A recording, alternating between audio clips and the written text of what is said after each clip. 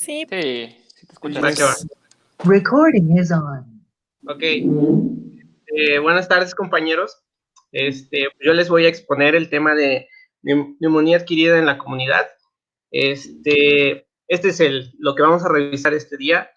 Va a ser la definición, la epidemiología, fisiopatología, histopatología, etiología, diagnóstico, índices de la neumonía y su tratamiento. Entonces comenzamos con la definición. La OMS la define como una infección de los pulmones que determina inflamación del parénquima pulmonar y espacios alveolares.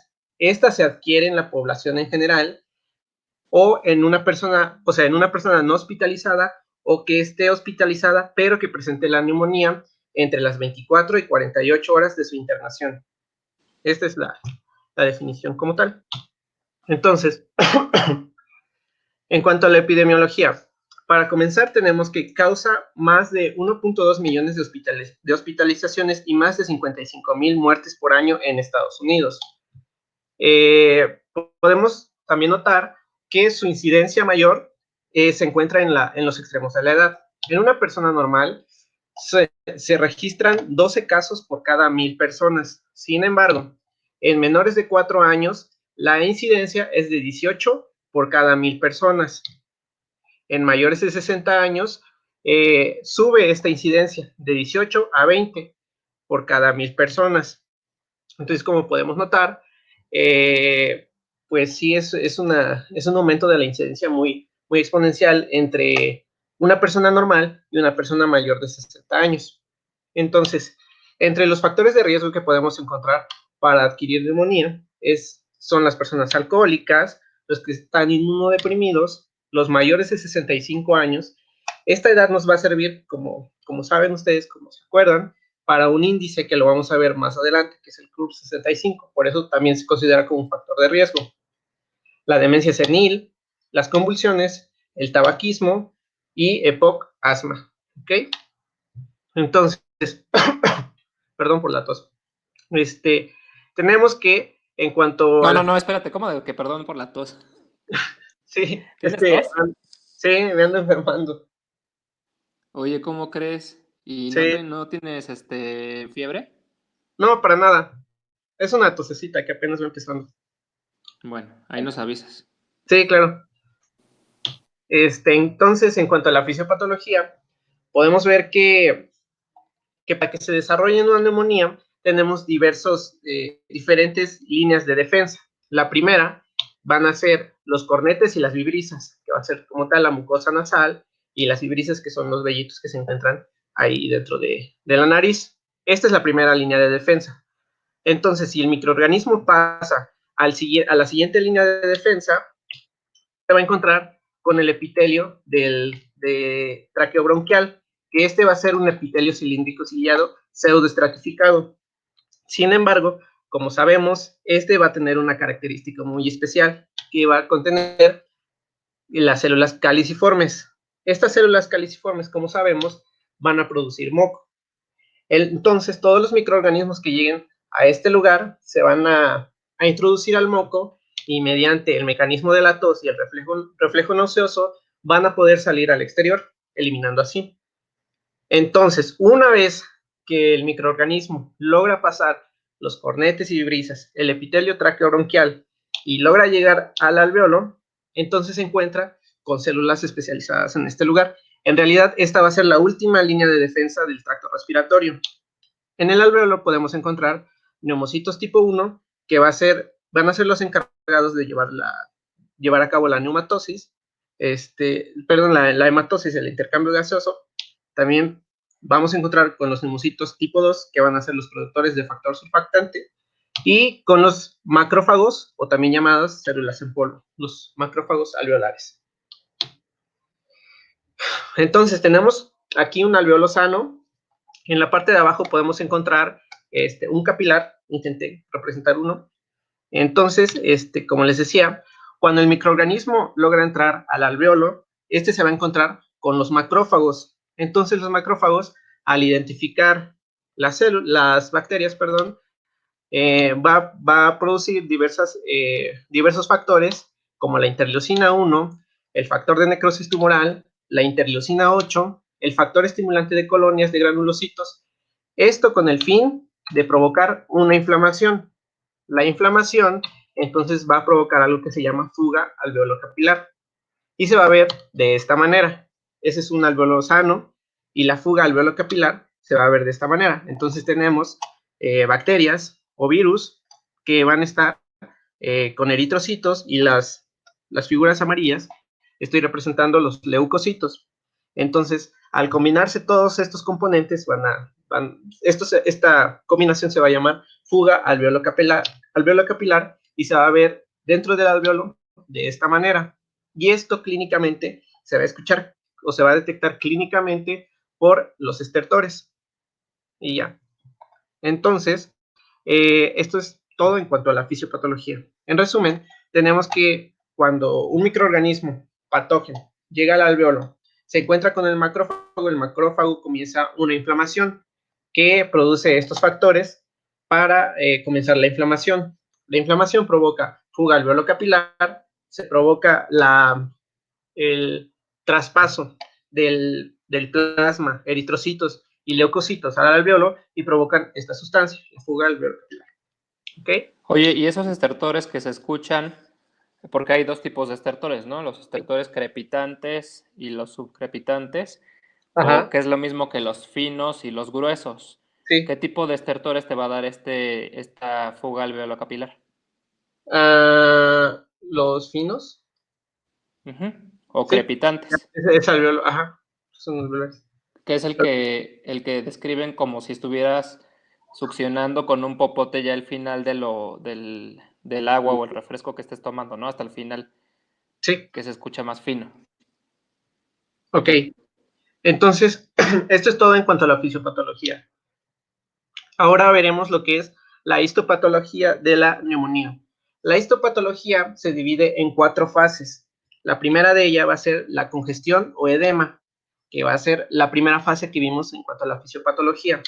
Esta se va a caracterizar por un exudado proteináceo, por bacterias en alveolos. Estas son sus principales características. La segunda fase va a ser la de hepatización roja. Esta se va a ver de esta manera. Va a tener por característica principal que va a haber presencia de eritrocitos dentro del alveolo, que va a haber leucocitos dentro del alveolo que están representados como las figuras amarillitas que están ahí, y va a haber bacterias, ¿ok? Entonces, estos 3 componentes se va a llamar, o sea, la presencia de estos 3 se va a llamar hepatización roja. Y se va a ver de esta manera. Podemos ver aquí la pared alveolar, grandes cantidades de eritrocitos y también infiltrado leucocitario, como vemos aquí los puntitos negros. Y esta fase se va a llamar de hepatización porque los alveolos contienen tantos eritrocitos rojos que van a adquirir el pulmón como tal, de forma macroscópica, como tiene muchos eritrocitos, va a adquirir la forma como de un hígado. Entonces, por eso se le llama hepatización del pulmón roja, porque se va a ver como la imagen de la derecha. ¿Ok? Entonces, tenemos la siguiente fase, que es la de hepatización gris. En la de hepatización gris no va a haber nuevos eritrocitos. Sin embargo, los que se encuentran ahí van a sufrir lisis y su degradación, o sea, de los que ya están. La célula principal que va a estar involucrada van a ser los neutrófilos y ya no va a haber presencia de bacterias. Aunque algunos artículos mencionan que todavía hay presencia de bacterias. Entonces, esto lo vamos a ver de esta manera, que va a ser, esta es una hepatización gris del lóbulo inferior, como podemos ver aquí. Se ve muy diferente de lo que es el lóbulo superior. Y la última fase va a ser la fase de resolución, donde la célula principal y la única que está en realidad son los macrófagos. Y aquí va a ser donde se eliminan los restos de neutrófilos que había en la hepatización gris. Ya no va a haber bacterias, la presencia de bacterias va a ser nula y se va a eliminar también lo que es la fibrina que se produjo por la inflamación. Entonces, esto es en cuanto perdón, y ya procede de la inflamación, obviamente, porque ya no hay ni neutrófilos. Entonces, esto es en cuanto a la histopatología.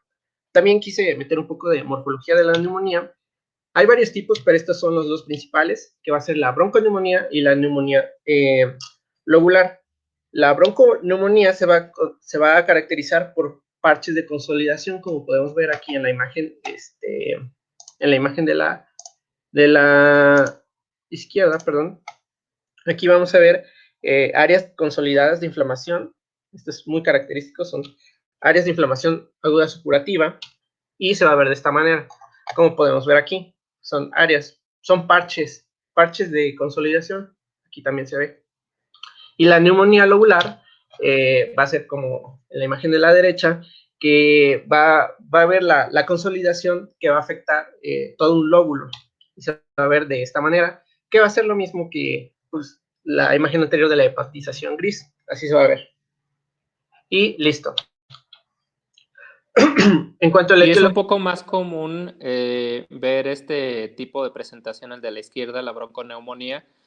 Es más común verla en pacientes pediátricos y en adultos inmunocomprometidos. Es muy raro ver ese patrón en inmunocompetentes. La mayoría de los casos se dan como neumonía lobular.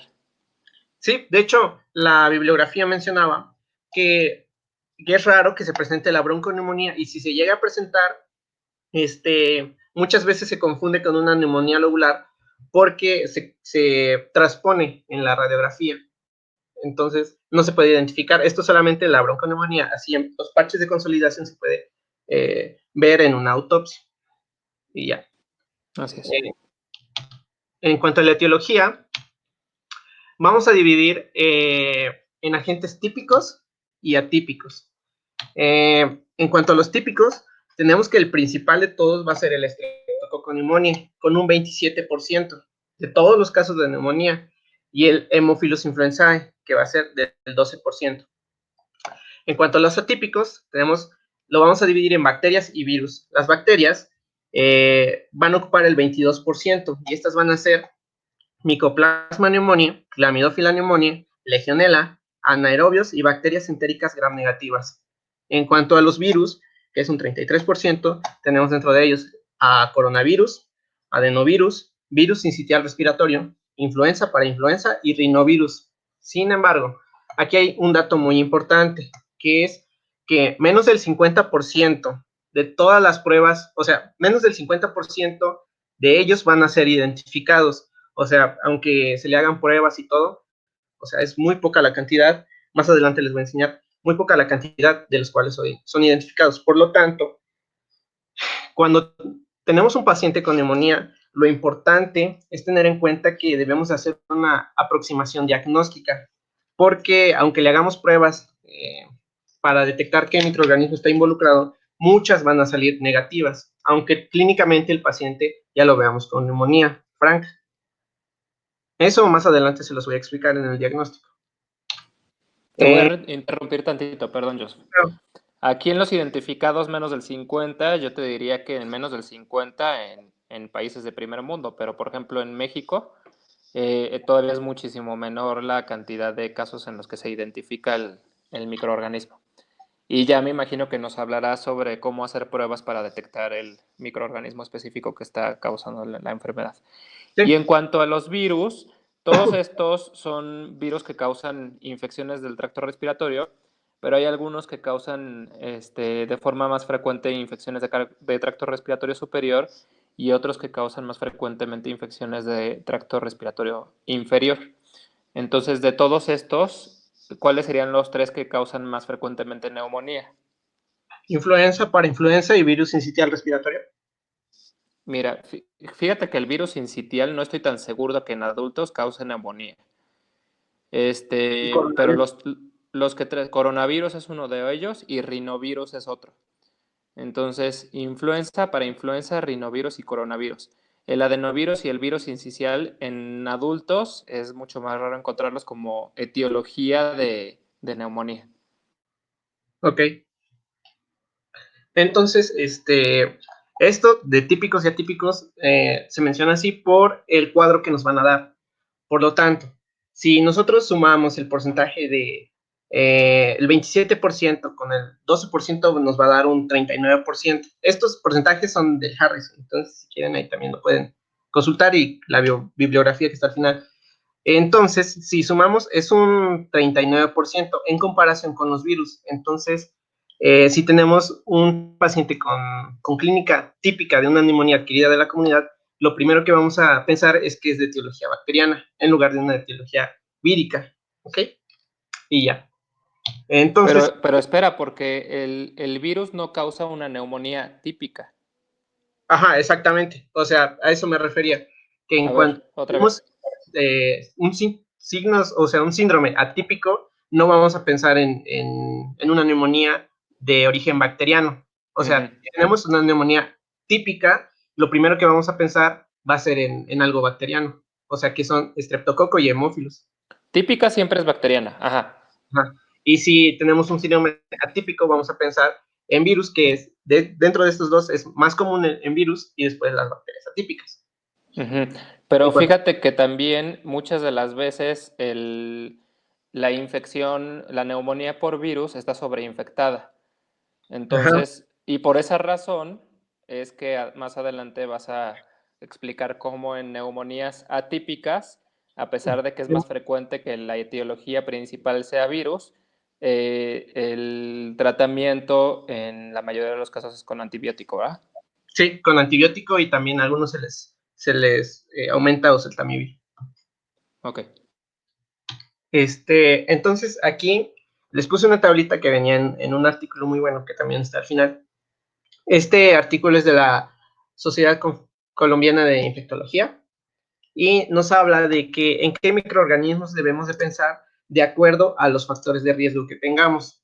Por ejemplo, en un neumococo vamos a pensar en que es un paciente, o sea, si nos llega un paciente mayor de 65 años o que haya usado betalactámicos en los últimos 3 meses, sea alcohólico, enfermedades concomitantes, esté inmunosuprimido o esté en un centro de cuidado diario o en un, ¿cómo se llama? Perdón, un centro geriátrico, vamos a pensar en estreptococoneumonía, ¿ok?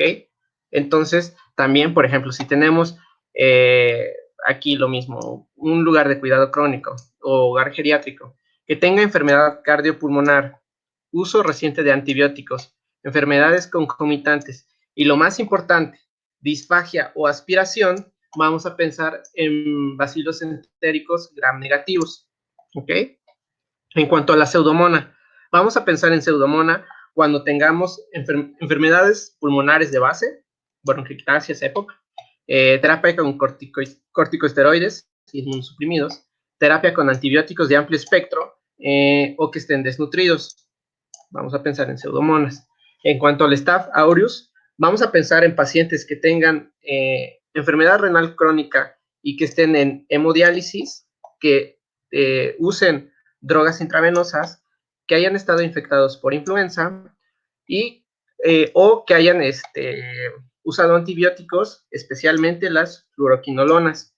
Y también algo aquí como característico es que tengan neumonía necrosante, o sea, de la adquirida de la comunidad, o infección de piel grave y concomitante. Si tenemos esto, podemos estar pensando en un Staph aureus.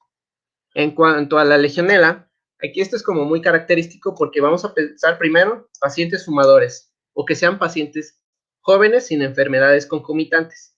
Sin embargo, o sea, que no tenga enfermedades concomitantes o si las tiene, que sean de origen gastrointestinal o neurológica y perdón, tengan enfermedad grave con compromiso multiorgánico. Así vamos a pensar en legionela. Y algo, pues aquí también menciona es que en cuanto a los anaerobios, su característica principal va a ser la disfagia o aspiración, que pues va a compartir mucho en realidad características con los bacilos entéricos gram negativos. En otras bibliografías mencionaba que también debemos pensar en bacilos entéricos gram negativos y anaerobios en pacientes que sufren de alcoholismo, porque muchas veces broncoaspiran y esto los puede llevar a una neumonía eh, por, por estos microorganismos. Oye, Julián, que andas por ahí.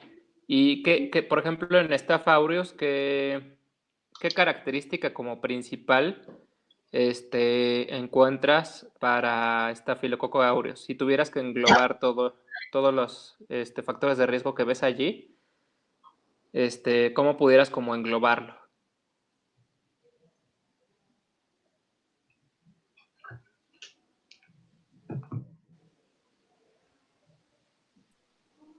¿Me puedes repetir la pregunta? No, no muy bien. En el caso de Staphylococcus aureus, ahí te ponen varios factores de riesgo. Staph aureus, tú sabes que es un microorganismo que rara vez infecta de forma directa. Es decir, a menos de que lo inocules. Entonces, aureus es un microorganismo que está en el ambiente y en la piel de las personas. Entonces, por ejemplo, aquí que te habla de hemodiálisis y de drogas intravenosas, es de los únicos microorganismos que entran no por el tracto respiratorio, sino por otras vías, a diferencia del resto de los demás.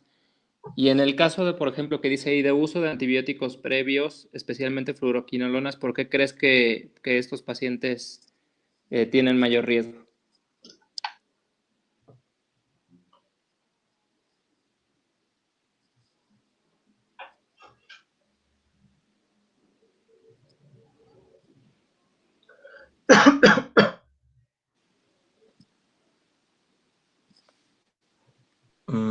Quiero pensar que porque está, o sea, no entiendo muy bien la parte de la fluoroquinolona, pero pues por el compromiso. Mm, no. Ah, ¿Es De- porque tienen contacto con como sistemas intravenosos? ok, sí, ahí, sí, perdón, esa fue la primera pregunta que le hacía a Julián. Ajá. Una es exactamente que una de las vías principales de inoculación de aureus es intravenoso. Pero ya después de eso le hice la pregunta de en el caso de fluoroquinolonas, ¿por qué esto es un factor de riesgo? ¿Alguien que sepa? ¿O alguien que se lo imagine? Porque las fluoroquinolonas que se ocupan en este caso, bueno, son intravenosos, entonces también se va a utilizar pues el uso de catéteres, ¿no? Para introducirlas al cuerpo. Pero ahí no te dice que fluoroquinolonas intravenosas. Tú puedes darle levofloxacino vía oral Sí, también. y es un factor de riesgo. Yo me imagino que porque las fluoroquinolonas abarcan pues hasta cierto punto un amplio espectro de bacterias.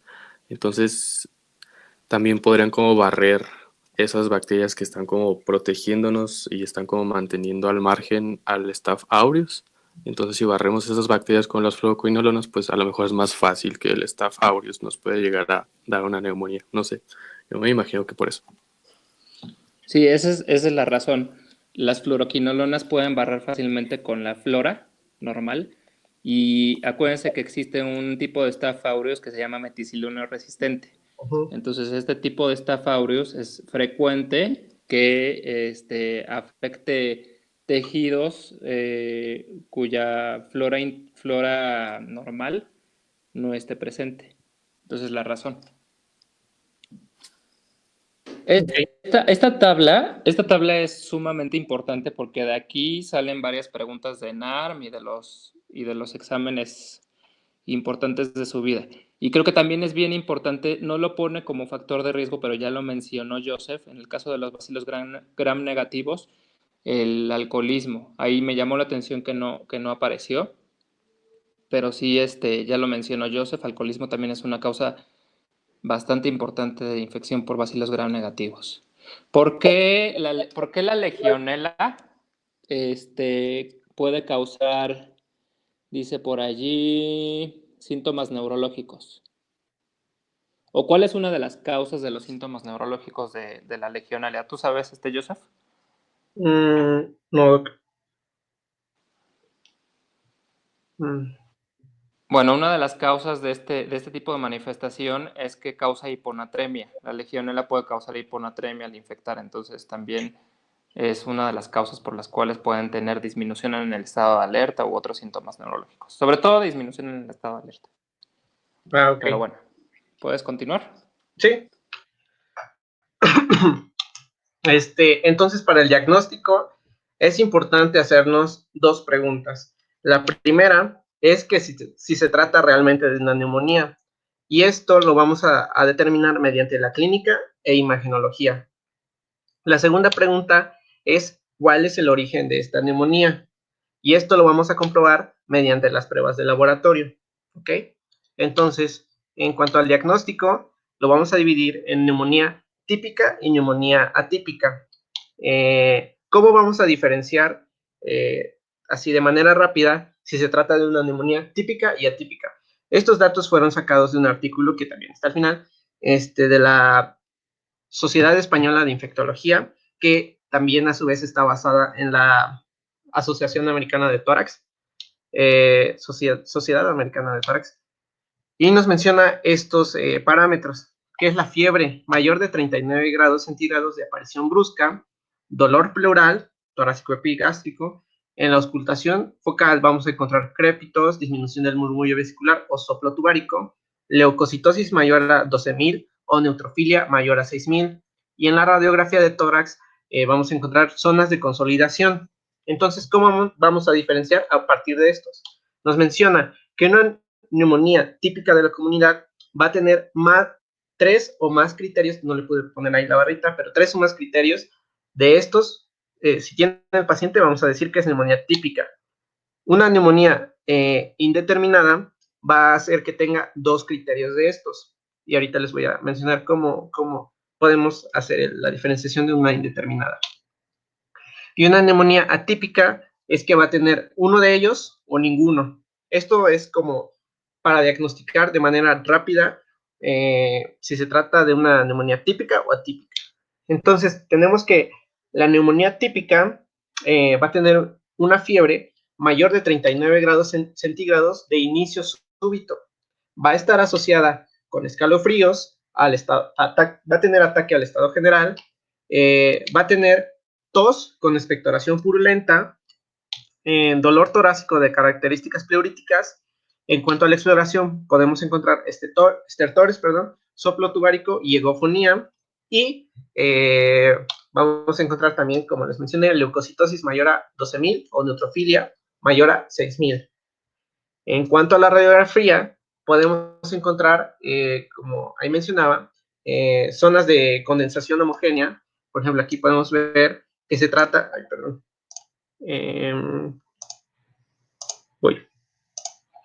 podemos ver aquí que se trata de unas zonas de consolidación que están abarcando el lóbulo inferior del pulmón derecho. Aquí está. Y aquí, como dice, suele afectar a todo el lóbulo. También les puse esta imagen donde podemos ver afectación del lóbulo superior, que está aquí. Y son, como dice ahí, lo típico es que afecte a todo un lóbulo. Si tenemos esta radiografía, que tenga fiebre de inicio súbito, que tenga ataque al estado general, que tenga tos purulento, dolor torácico, pues ya podemos decir que es una neumonía típica. En cuanto a la neumonía atípica. Estertores crepitantes, como habíamos comentado. Ajá. Ya lo puedes decir, ahora que ya lo sabes. Y la otra forma de describir, que describen las zonas o los hallazgos radiográficos, le llaman también infiltrados algodonosos. Ajá. Que es lo mismo que áreas de consolidación o de condensación. Sí. ¿Le cambio? Sí. Ok.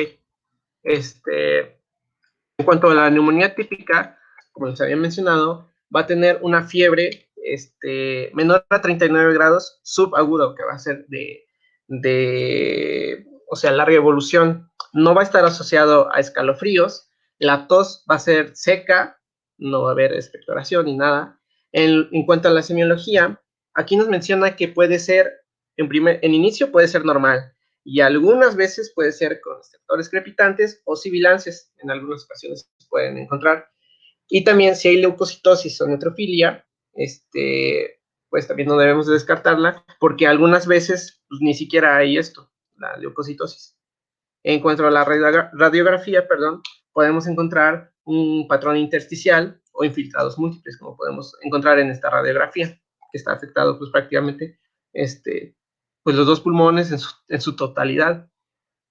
Aquí está otra radiografía donde podemos ver patrón intersticial del lado izquierdo, del lado derecho, que también es el lugar donde en realidad está más afectado. Si se dan cuenta, las radiografías de la neumonía típica se relacionan mucho con la morfología que les mencioné al inicio, que era bronconeumonía y neumonía lobular. Esto tiene como un patrón como de bronconeumonía, pero como mencionaba el doctor, es como raro que se pueda identificar, porque pues aquí, miren, se superpone. Aquí, o sea, no se ven así como los parches de consolidación, solamente se ven así el patrón intersticial. En cuanto a la tomografía, la menciona, que es un método de imagen que se considera el gold standard para diagnosticar por medio de imagen una neumonía, pero tiene sus limitantes. Esta va porque va a ser de mayor costo, el paciente va a tener exposición a radiación. Algunas veces, o sea, que cuando los pacientes están en cama y no se pueden movilizar, pues no va a ser posible realizarla. Y esta solamente se va a utilizar para situaciones donde se tengan que excluir diagnósticos. Por ejemplo, en la indeterminada neumonía adquirida de la comunidad indeterminada, como les había mencionado en los primeros criterios. Y aquí podemos ver en una radiografía por la etiología de influenza H1N1, donde se va a ver un patrón, se va a ver opacidades, como dice aquí, en vidrio esmerilado, aquí en este lugar, aquí. Y listo. Entonces, una vez... Oye, perdón, quisiera hacer una pregunta. Sí, claro. ¿Podrías regresar un poquito? Oye, Néstor, y ahí dice que vienen las limitantes o desventajas de la tomografía. Una de estas es la imposibilidad de realizarla en cama. ¿Cuáles métodos conoces, Néstor, para hacer un diagnóstico de neumonía que sí se pueda realizar en cama? Obviamente esto se trata o habla de, imposibilidad de realizarla en cama en pacientes que están graves o que tienen alguna, dificultad para trasladarse, pero la mayoría de los casos sí se pueden trasladar. Pero si quisieras hacer estudios en cama, ¿cuál tendrías que hacer? Pues la más, bueno, yo diría que sería una radiografía portátil. Ajá. Esa Sí. radiografía portátil, ¿qué tipo de radiografía es? ¿Cómo qué tipo? ¿Postero-anterior o antero-posterior? Sería anteroposterior. Ok. ¿Y cuál es la desventaja de una radiografía antero-posterior?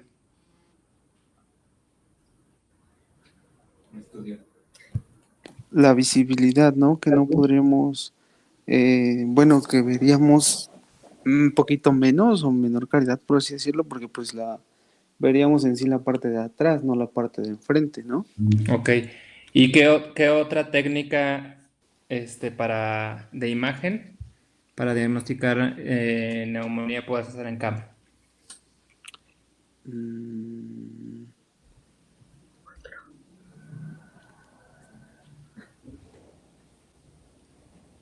No recuerdo, nada más recuerdo la radiografía.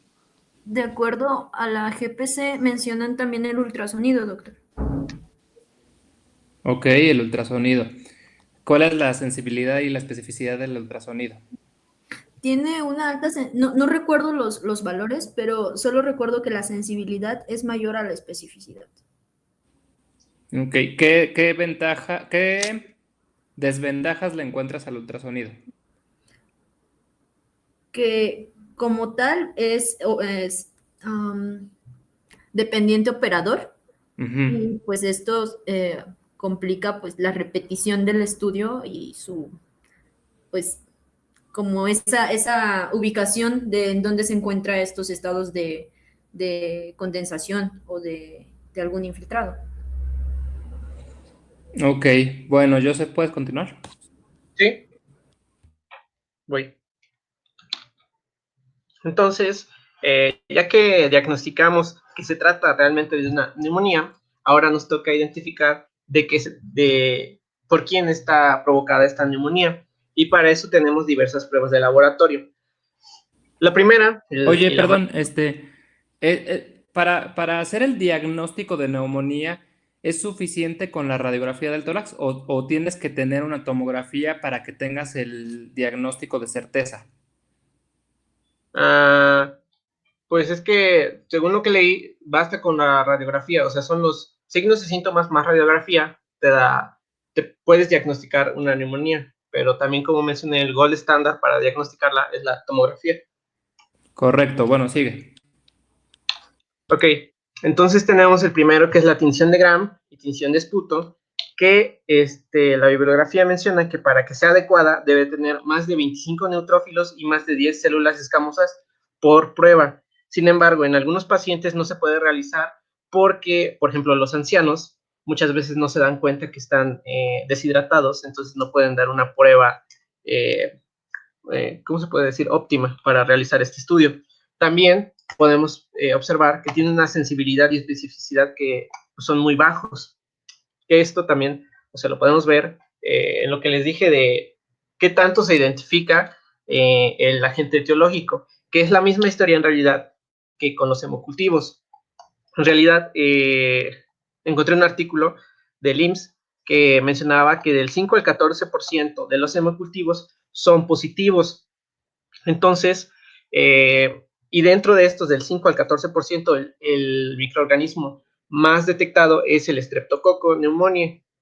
Entonces, estamos hablando que entre un 86 y un 95% de las pruebas van a salir negativas, y de las que salgan positivas va a ser el neumococo el más identificado. La misma historia con la tinción de Gram y la tinción de esputo. También podemos hacer detección de antígenos bacterianos.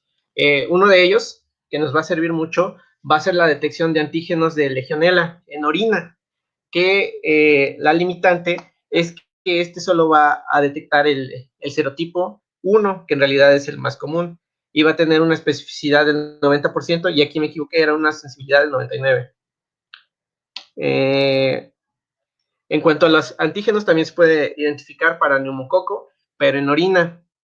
Y también algunas características que nos mencionaba la bibliografía es que en niños pueden salir positivos si se vacunaron recientemente con la vacuna, y tiene una sensibilidad del 80% y especificidad del 90%. ¿Okay? ¿Qué otras pruebas de laboratorio tenemos? La PCR, que va a detectar ADN y ARN de virus y algunas bacterias atípicas. En realidad también mencionaba que PCR de frotis rinofaringio es un estándar para el diagnóstico de una infección viral. Y también la PCR también puede detectar Legionella, Mycoplasma pneumoniae y Chlamydophila pneumoniae. En cuanto a los biomarcadores, el primero que vamos a tener es la velocidad de sedimentación globular, que en realidad es un mal marcador de infección porque se eleva muy lentamente. Entonces, si queremos detectar algo agudo, pues realmente no nos va a servir. Y también nos menciona que un valor mayor de 100 es un marcador de infección bacteriana. El siguiente biomarcador es la procalcitonina. En cuanto a ella, podemos decir que su cifra normal es menor al 0.1 nanogramos por mililitro. Los niveles mayor a 2 nanogramos está asociada con infección bacteriana. Sin embargo, cuando tenemos valores normales, valores mayores a 0.1 y menores a 0.5, estos nos están orientando a que sí se trata de una neumonía, pero no es de origen bacteriano. El siguiente biomarcador es la Te proteína. voy a interrumpir ahí, Joseph. Claro. ¿Puedes regresarte tantito a la diapositiva previa? Claro.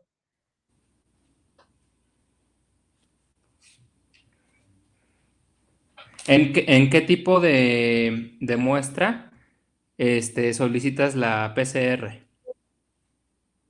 De todos estos, ¿eh? Y por igual, tanto de los virus como de los microorganismos atípicos.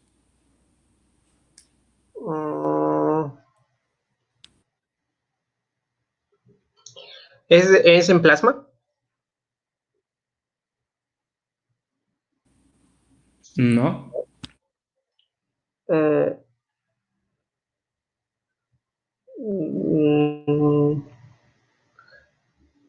¿En esputo? Bueno, por ejemplo, ahorita estamos ante la pandemia de coronavirus. ¿Y Ajá, cómo se está haciendo en dónde estamos haciendo la prueba de PCR?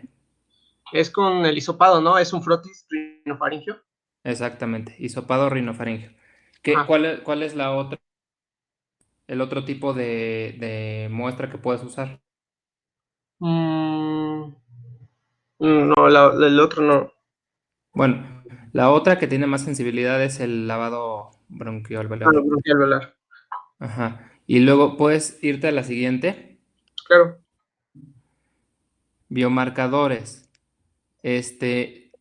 Tanto en el número 1 como en el número 2 hablas de que la procalcitonina te ayuda a hacer un diagnóstico diferencial entre infección bacteriana y no bacteriana, entre neumonía bacteriana y no bacteriana.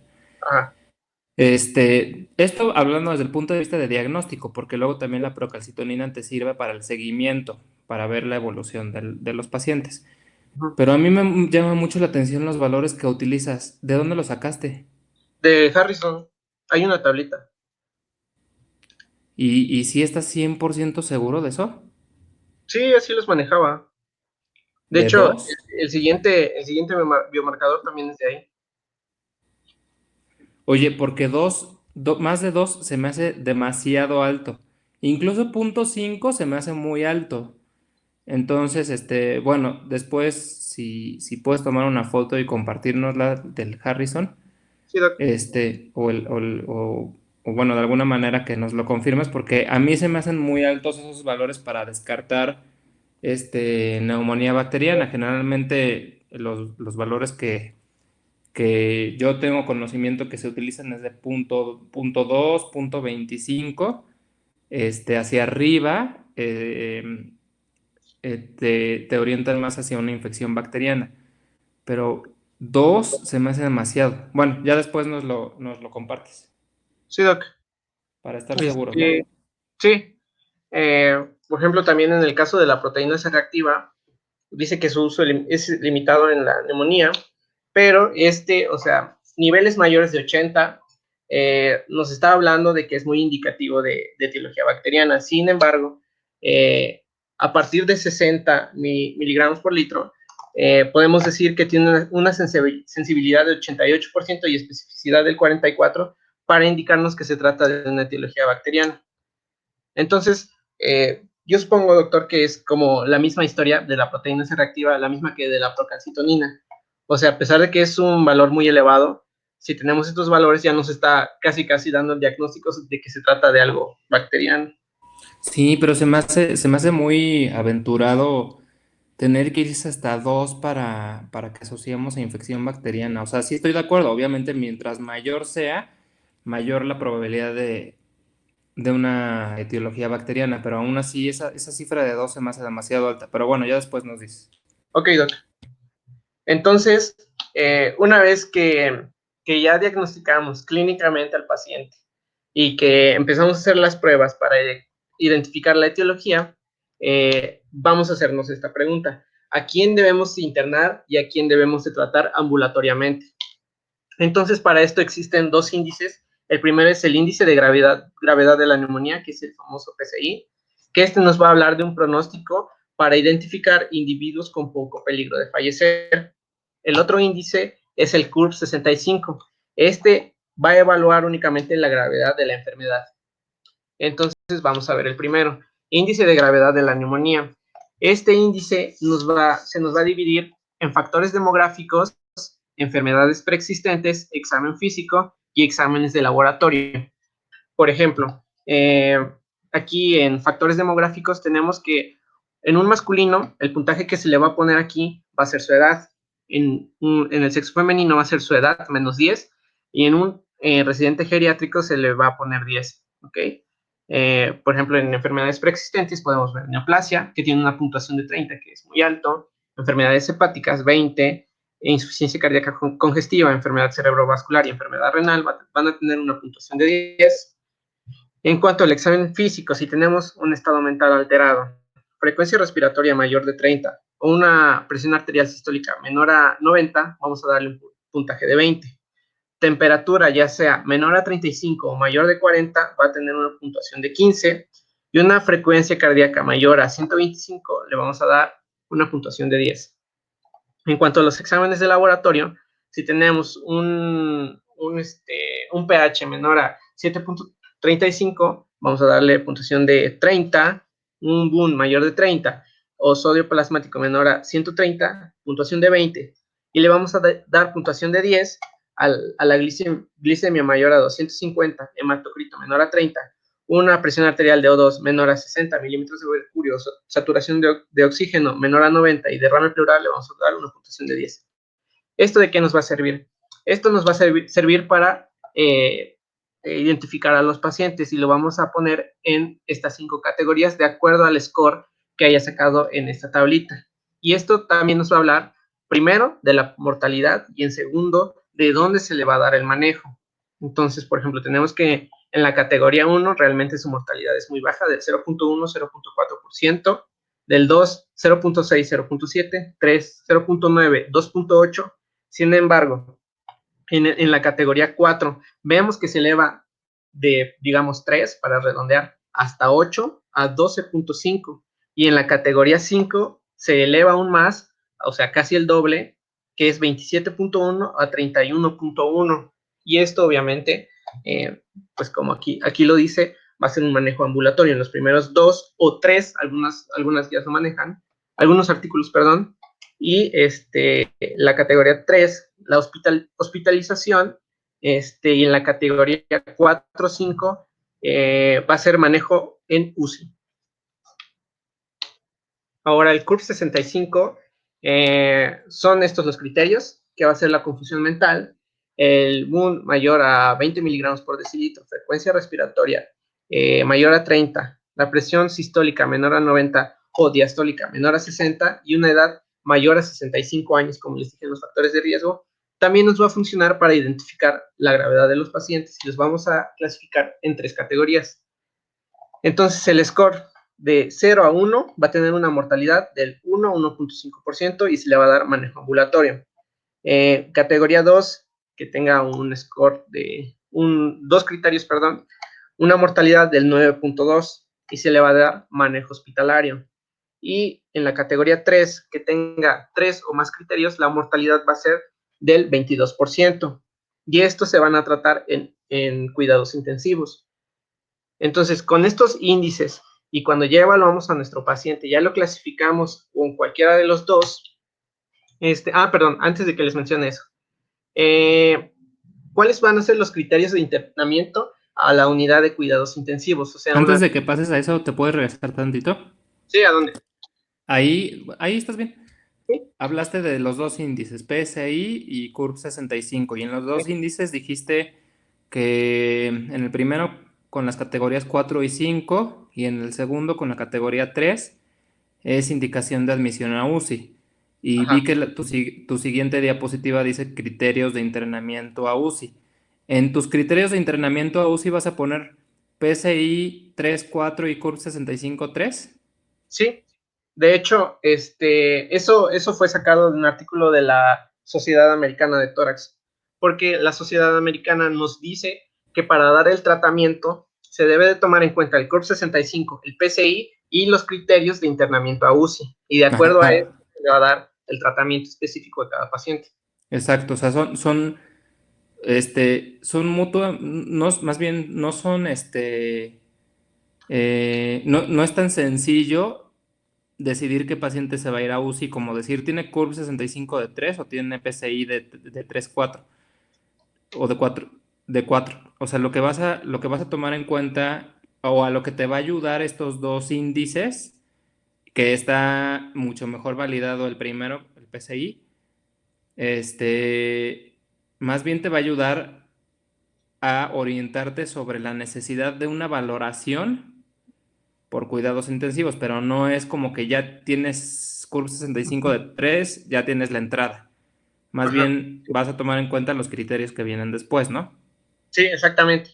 O Así. sea, yo les diría, porque por ejemplo ahorita en las salas de urgencia de todos los hospitales del país se tiene que tener conocimiento amplio de esto por la pandemia que hay y por la posibilidad y la alta tasa de pacientes que requieren manejo de cuidados intensivos. Entonces yo lo que les diría es que estos dos scores, estos dos puntajes son muy útiles y prácticos para hacer una evaluación inicial. No te van a dar la entrada a una unidad de terapia intensivas, pero sí todos los pacientes forzosamente tienen que tener una evaluación de alguna de estas dos, inclusive de las dos, si es posible, como para darte la pauta de hacer una interconsulta a cuidados intensivos. Los criterios para ingreso a cuidados intensivos son otros. Y ellos obviamente sí toman en cuenta que tengan estos puntajes altos, pero los criterios son los mismos criterios para cuidados intensivos que en cualquier paciente con neumonía o no neumonía, que ahorita nos vas a comentar. Sí. ¿Sí queda claro? Sí, doctor. Bueno, adelante. Okay. Entonces, como decía el doctor, estos nos van a orientar para saber a qué pacientes podemos considerar para el tratamiento de cuidados intensivos. Estos criterios fueron sacados de la Sociedad Americana de Tórax y son estos. Se va a dividir en criterios mayores y criterios menores. En cuanto a los criterios mayores, va a ser la necesidad de respiración mecánica asistida o soporte vasopresor. En criterios menores, va a ser frecuencia respiratoria mayor a 30 por minuto, una PaFi-O2 menor de 250, infiltrados multilobares, confusión, BUN mayor a 20, leucopenia, trombocitopenia menor a 100,000, hipotermia o hipotensión que requiere aporte de líquidos, sin embargo, no requiere soporte vasopresor. Entonces, ¿cómo le vamos a hacer? Debe de cumplir un criterio mayor o mínimo, o 3 o más criterios menores para poder decir que ese paciente va a ser tratado en unidad de cuidados intensivos. Y listo. Ay, no se cambia. Ahí está. Entonces, este esquema lo pueden consultar también en el artículo que nos mandó el doctor, que nos va a dividir en realidad, una vez que ya hayamos evaluado al paciente y lo hayamos categorizado, nos va a dividir en bajo riesgo, riesgo moderado y alto riesgo. Los de bajo riesgo van a ser un CURB 65 de 0 a 1 o un PCI de 1, 2 y 3, y nos va a hablar de que el paciente puede ser tratado extrahospitalariamente o que se pueda admitir, pero por razones sociales. Y normalmente el tratamiento es monoterapia. Ahorita les voy a hablar de eso. En riesgo moderado va a ser un CURB 65 de 2, una PCI de 4 o 5, también debemos de evaluar al paciente. Entonces, este paciente se va a internar, pero no se va a tratar en UCI normalmente. Y antes de que empecemos el tratamiento, se le deben de realizar test para identificar el agente etiológico. Los de alto riesgo va a ser el CURB 65, 3 o 4, PCI 4 o 5, con criterios de internamiento a cuidado intensivo. Es lo que mencionaba el doctor. Entonces debemos de realizar las dos evaluaciones y para saber si va a entrar a cuidados intensivos debemos de aplicar los criterios que, como les había dicho, eran 3 o más criterios menores o uno mayor.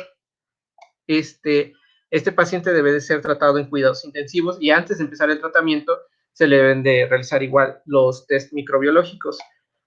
Normalmente estos pacientes deben de tratarse con combinación de antibióticos. Como les decía, más adelante les voy a mencionar.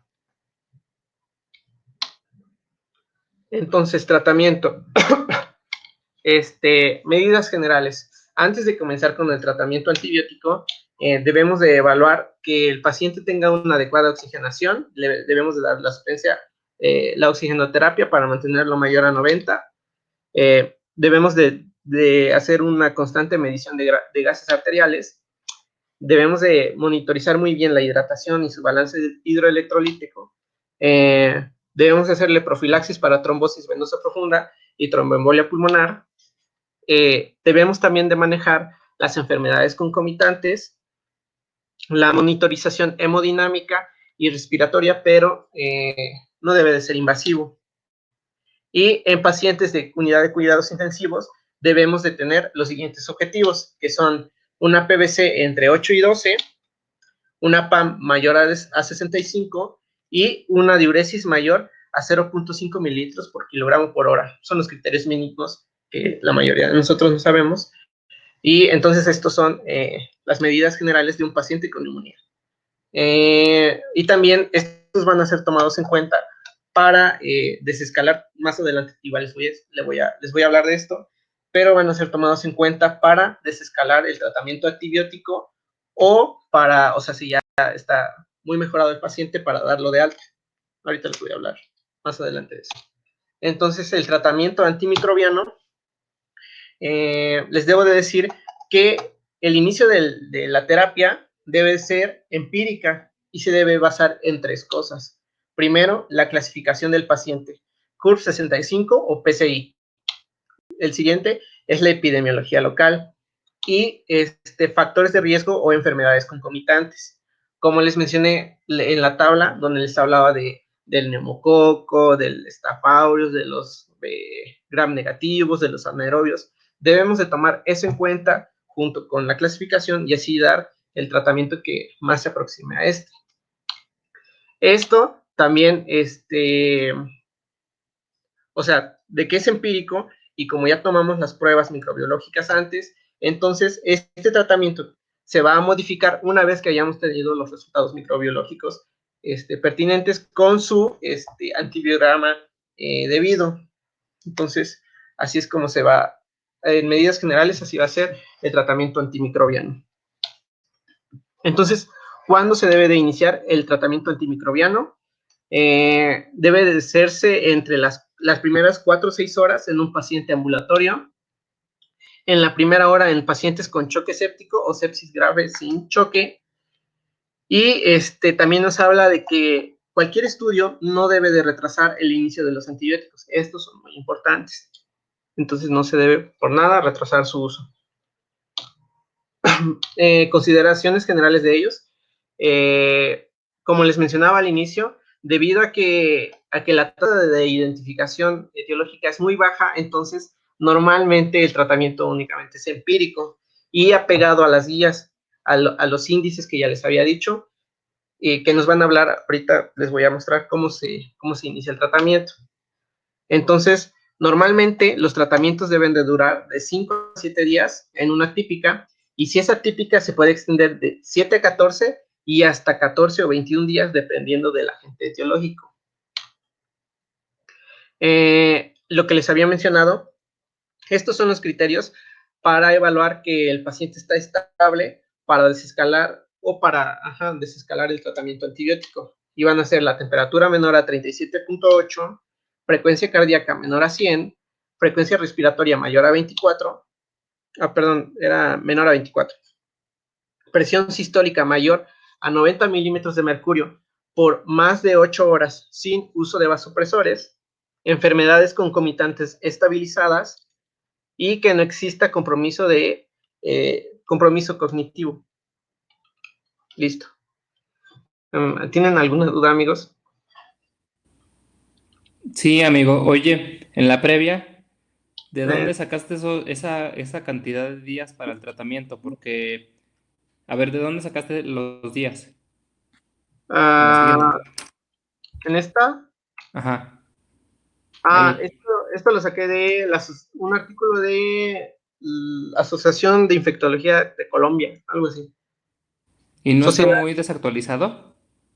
Es 2015-16. Porque el problema de los tratamientos prolongados, como obviamente sabemos, es la generación de resistencia. Entonces, la tendencia es que cada vez los tratamientos deben de durar menos. Y ahí, decir que si esa es típica, te podrías ir hasta 21 días, a mí se me hace verdaderamente un exceso. Para empezar, si te vas a tantos días es porque no te está funcionando el antibiótico. Y si no te está funcionando el antibiótico, pues lo ideal es hacer pruebas microbiológicas para saber cuál es el microorganismo que estás el espectro de antibiótico que requiere ese microorganismo específico. Entonces, no se me hace como una buena pauta para tomar en cuenta el número de días ese Ok. artículo. Ok. De forma como muy general y simplista, te podría decir que las neumonías típicas se tratan con 5 a 7 días de antibiótico y ya si se trata de un paciente en terapia intensiva, 7 a 10 máximo. Pero ya más de 10 difícilmente, a menos de que tenga una complicación o que tenga un empiema o que sea un microorganismo resistente como un Staph aureus. Pero fuera de eso, sí se me hace mucho tiempo lo que estás poniendo allí. Yo recuerdo que cuando estaba en la licenciatura sí se manejaba 10 a 14, 14 a 21, pero realmente ya en la actualidad difícilmente le vas a dar tanto tiempo de antibiótico a un paciente con neumonía. Ok, Doc. Pero bueno, preguntaba si había alguna otra duda por parte de los demás. Yo tengo una duda, Doc. El SOFA y el Quick SOFA, ¿qué tanto se han validado en pacientes con neumonía? Porque creo que están mejor validados el CURB 65 y el PCI, o eso ya es como para casos más complicados. No, también funcionan, pero fíjate que el SOFA es para pacientes, se utiliza en pacientes graves. Entonces, el CURB 65 y el PSI es para todos los pacientes con neumonía, incluyendo pacientes con neumonía leve. Entonces, eso te va a ayudar a clasificar al paciente, sobre todo con respecto a en qué tipo de escenario, ya sea hospitalario o fuera del hospital, vas a manejar a los pacientes. Es decir, estos dos están específicamente validados y más el PSI para pacientes con neumonía. Y el SOFA es para pacientes graves, o sea, es un score que se utiliza de forma más global para cualquier paciente grave y te sirve también para darle un seguimiento a la evolución en el escenario de terapia intensiva. O sea, Ya, sí está justo eso. validado, sí está bien estudiado en pacientes con neumonía, pero no es específico para neumonía, es específico para pacientes graves, al igual que el Apache 2, Ok. por ejemplo. Ok. Doctor, Entonces, tengo una pregunta. Sí, Con respecto igual al uso de de estas pues, herramientas, el PCI entonces podemos usarlo también en mujeres embarazadas y niños. en niños no lo sé, en embarazadas sí, pero en niños, no, yo creo que no, yo creo que esto no está validado en niños. ¿Podríamos usar entonces la PCI en adultos en población general? En todos los adultos, pero en niños yo dudo muchísimo que esto haya sido validado. Ok, lo investigo. No, sí, sí, prácticamente te podría decir que no. Pero sí, si lo investigas, Sí, sí, Doc, gracias. mejor. Yo tengo una duda, Sí, ¿qué pasa, Diana? una pregunta. Dice en la diapositiva criterios de estabilidad para desescalar. O sea, por desescalar se refiere para que salga de UCI o para bajar el antibiótico o para qué. Sí, en realidad lo manejaba como para escalar el antibiótico o para que el paciente salga de UCI, dependiendo de dónde esté. Si empieza a cumplir esos criterios, te estaba hablando de una estabilidad y entonces significa de mejoría del paciente. Entonces, esto te puede ayudar a desescalar el antibiótico o que salga de cuidados intensivos. Ok. A ver, yo no escuché muy bien la pregunta, perdón, Diana. Es que, o sea, en la diapositiva menciona que son criterios de estabilidad para desescalar o sea, por mejorar al paciente, pero, o sea, para desescalar se refiere o da por entender para que salga de UCI o usar el antibiótico o quitarlo.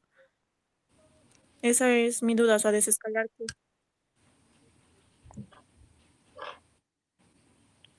Es que yo no escucho bien a Diana. Pregunta que en cuanto a estos criterios, pregunta que para desescalar qué, para qué se pueden utilizar estos criterios. Le mencionaba que estos criterios se pueden utilizar para desescalar en el antibiótico. Cuando, o sea, también es cuando no tenemos una identificación etiológica.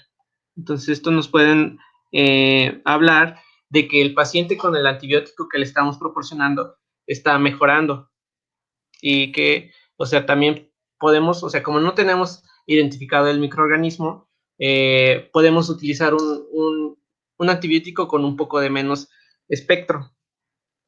Es lo que yo entendí del artículo. O sea, que si desescalar se refiere a disminuir el espectro del antibiótico. Ajá. ¿Sí es esa tu pregunta, Diana? Sí, doctor. Sí, a eso se refiere. Desescalar se refiere Mira, existen criterios para dar tratamiento de amplio espectro. Acuérdate que el tratamiento de la neumonía antibiótico está bien establecido de forma empírica y yo me imagino que ahorita Joseph nos va a hablar un poco más de eso. ¿Sí o no? Sí, ¿verdad? Sí, por supuesto. De los esquemas antibióticos. Entonces, hay algunos criterios o consideraciones que se pueden tomar para dar antibióticos de amplio espectro.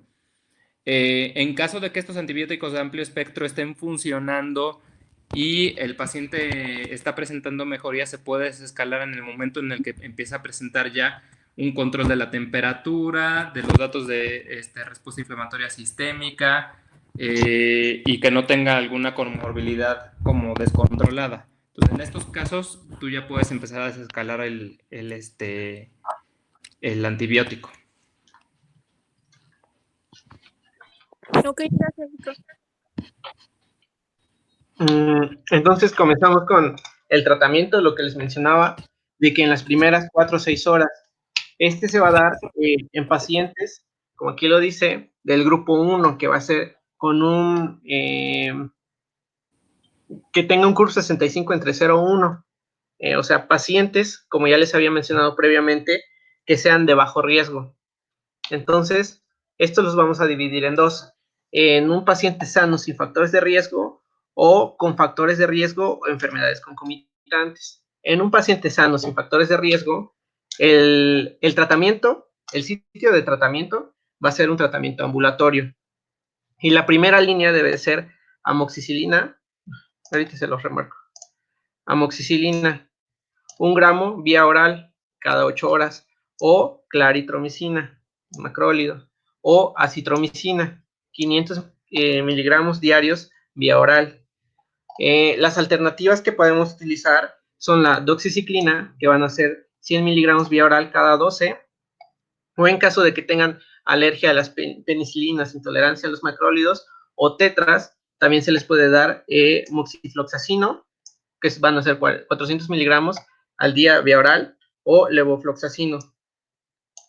Y aquí, como les mencionaba, la duración del tratamiento puede ser de 5 a 7 días, cuando se use acitro, y que mínimamente puede ser de 3 a 5 días. Los demás medicamentos.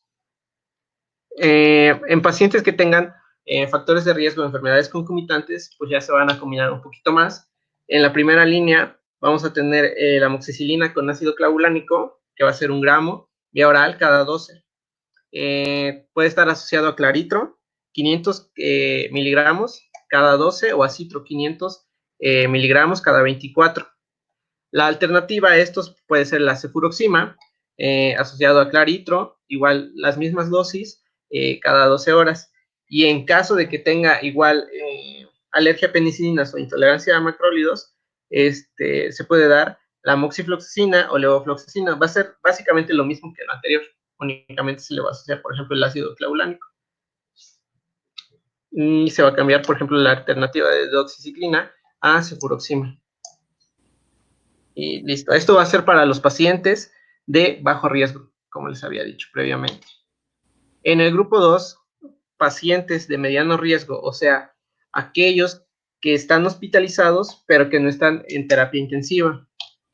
Estos los vamos a dividir. Primeramente, estos es A, B, C y creo que D, no me acuerdo.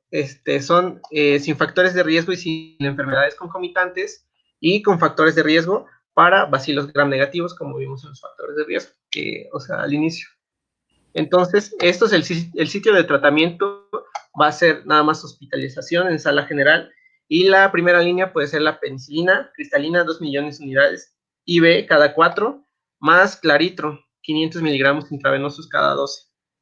Las alternativas puede ser ampicilina igual intravenosa, 2 gramos a 4 horas, más claritro, 500 intravenoso cada 12.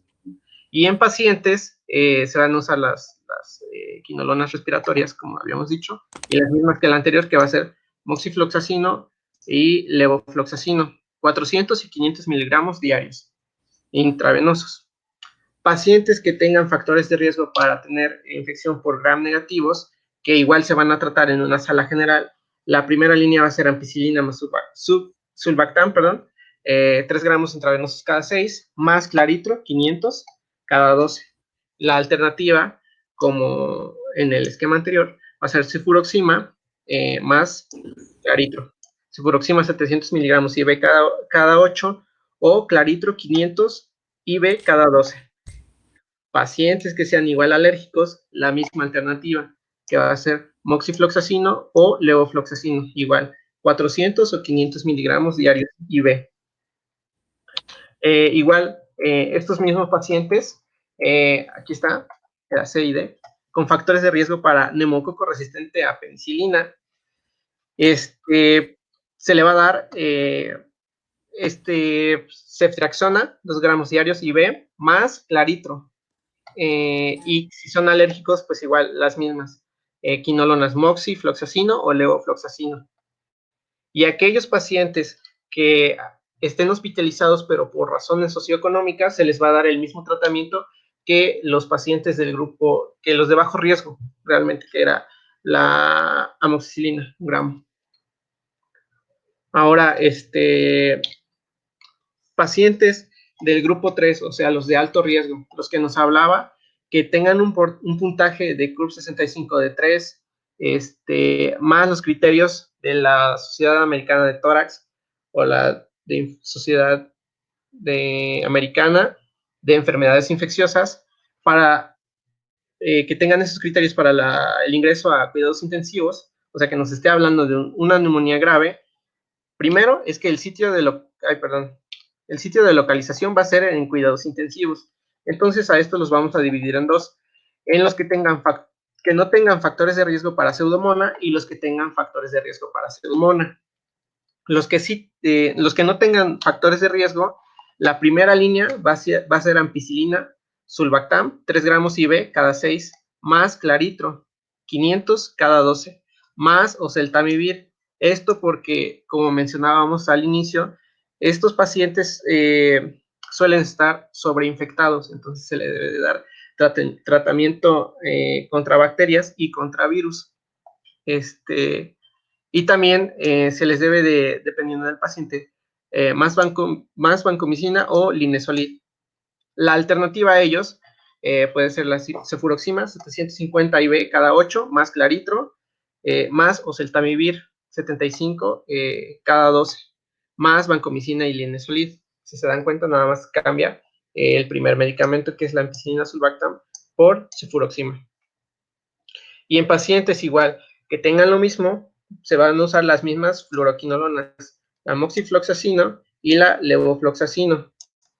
Pero aquí lo que cambia es que se le va a aumentar el oseltamivir más vancomicina. Ahora, aquellos que tengan factores de riesgo para pseudomonas, la primera línea va a ser piperacilina tazobactam, 4.5 gramos IV cada 6, más claritro, más oseltamivir. La alternativa a ello va a ser la cefepima, más claritro, más oseltamivir. Igual, como les digo, si se dan cuenta, el único medicamento que cambia va a ser el primero. piptazo con cefepima. Entonces, para aquellos que tengan igual del grupo 3, pero con factores de riesgo para Staph aureus resistente a meticilina, tenemos igual de primera línea ampicilina sulbactam, 3 gramos IV, más claritro, más, aquí está, se los voy a remarcar, ampicilina sulbactam, más claritromicina, más vancomicina o linezolid, más oseltamivir. Entonces, este es el tratamiento para este tipo de pacientes. La alternativa igual va a ser piptazo, más claritro, más linezolid o vancomicina, más oseltamivir. Y pues lo mismo, realmente lo único que se va a cambiar van a ser los primeros medicamentos, ampicilina, sulbactam, piptazo o cefepima. Realmente eso es lo que se tiene que checar de acuerdo al grupo de pacientes que tengamos enfrente nuestro. Aspectos relevantes en cuanto a este tratamiento es que todo paciente que tengamos y que necesite, que cumpla los criterios para ser internado, debe de recibir tratamiento para gérmenes atípicos, porque regularmente los típicos no causan neumonías graves realmente, normalmente. Como les mencionaba, se debe de realizar un desescalado cuando se identifique, primero cuando se cumplan los criterios que les había mencionado previamente, o cuando ya se tenga la identificación microbiológica del microorganismo. También se debe de evitar, en medida de lo posible, el uso de quinolonas o cefalosporinas, que en realidad eran las alternativas a la primera línea. Y se debe de hacer esto normalmente, este tipo de medicamentos en los pacientes que están hospitalizados son intravenosos, pero también mencionaba que se debe de pasar de la terapia IV a la oral cuando se logre la estabilidad clínica. Y esta estabilidad clínica, pues eran los criterios que también ya les había mencionado previamente. También se debe de hacer una alta temprana de 24 a 48 horas para evitar el riesgo de otra infección intrahospitalaria. Y en pacientes que usen vancomicina, se les debe de revisar los niveles plasmáticos para ir ajustando su dosis. Y listo, eso sería todo. Hola, ¿me escuchan? Sí, gracias. Miren, ¿Y qué lugar es Qué ese? buenas fotos, amigo. Este es mi pueblo, se llama Xochitlán de Vicente Suárez, en la Sierra de Puebla. Yo aquí vivo, aquí está su casa cuando quieran. Este es mi pueblito y esta foto que de la izquierda yo la tomé. Está bien padre tu pueblo. Sí, esa cool. ¿Cómo se llama? Invítanos. ¿Mandé? ¿Cómo se llama, dices? Xochitlán de Vicente Suárez. Está Xochitlán. al norte de Puebla. Ok. Una excursión. Cuando quieran, Bueno, amigos. oye Alejandro, ¿me podrías hacer un súper resumen del tratamiento de la neumonía antibiótico? ¿Yo, Alejandro López? Sí, perdón, sí, tú, Alejandro López. Ah, perdón, es que hay otro.